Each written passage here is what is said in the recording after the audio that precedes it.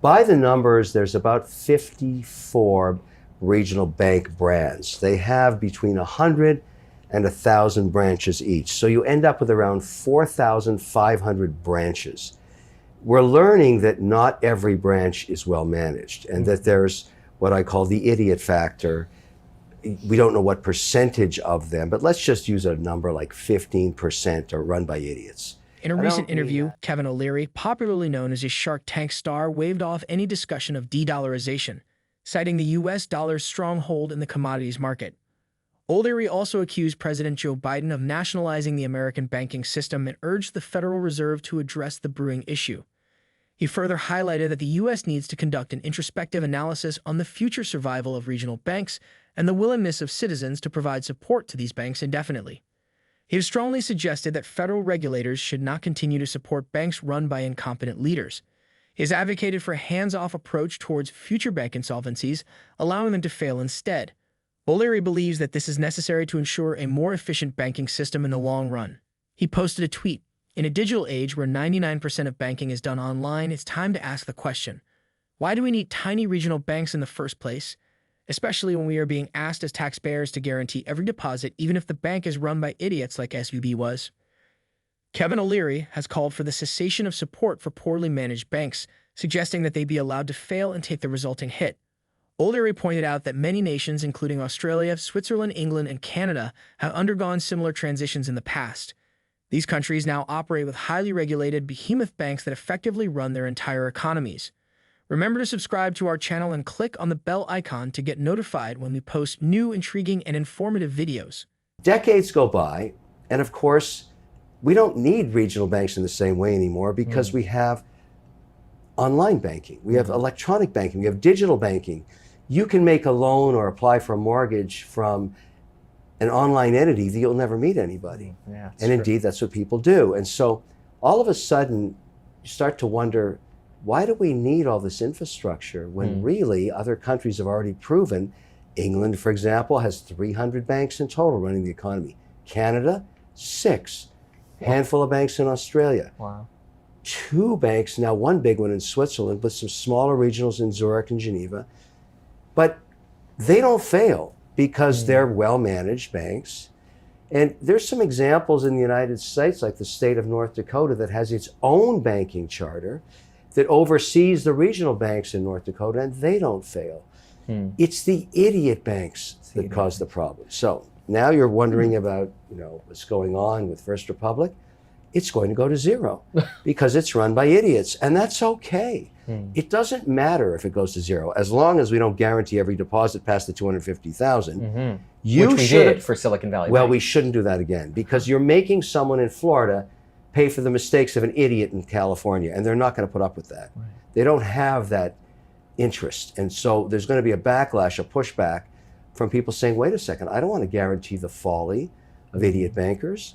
And so we have rules in place. The FDIC insurance, which is only just over $200 billion now.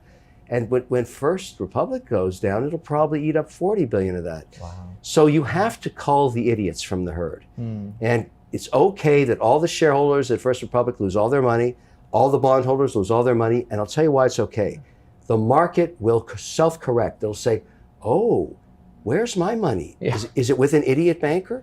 Maybe I should move my money away from an idiot banker to a less idiot banker. And the industry will consolidate to less idiot bankers in super regionals.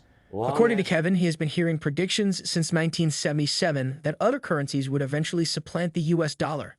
However, he finds it unlikely, as no other currency is currently used to denominate all global commodities. O'Leary also expressed his distrust in the Chinese government and stated that he would not accept the yuan for any financial transaction. He emphasized that it is not a lack of trust in the Chinese people, but the government that makes him apprehensive.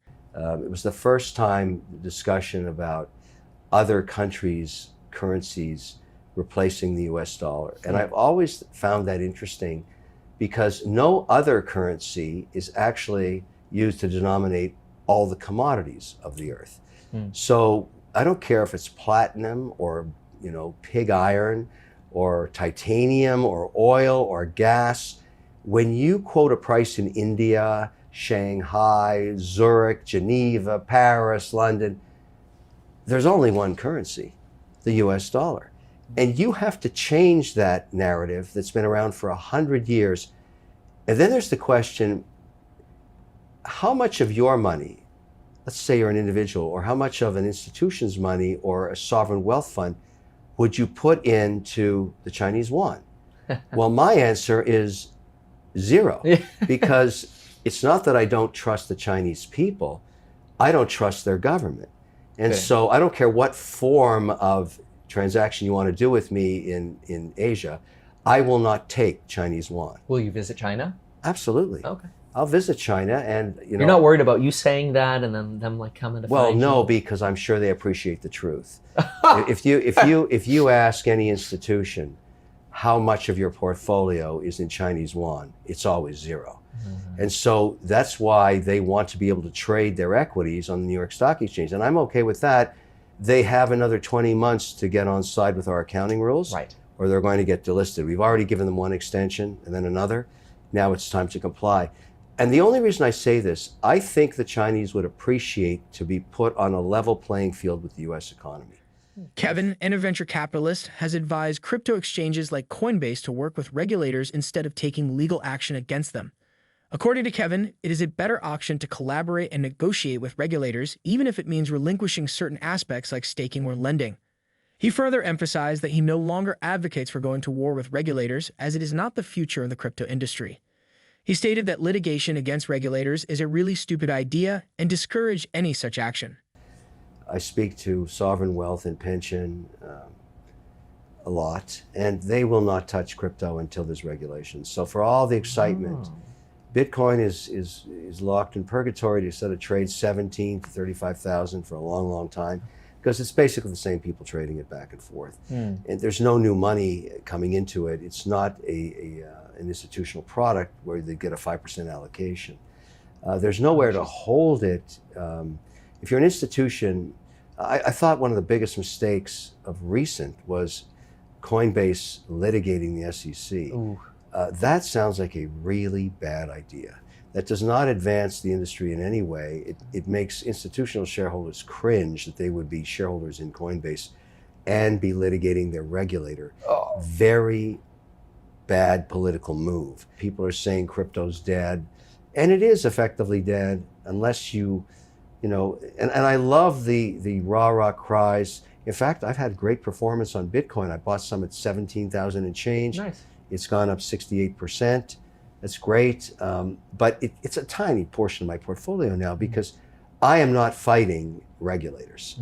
There's no upside for me in doing that. And I'm certainly not suing them.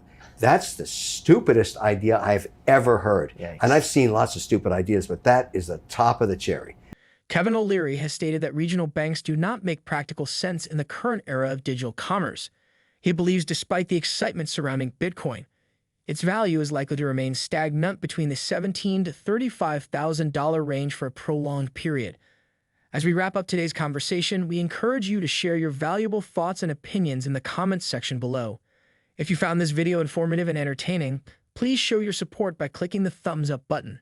Be sure to subscribe to our channel for the most up-to-date videos and information. Thank you for watching.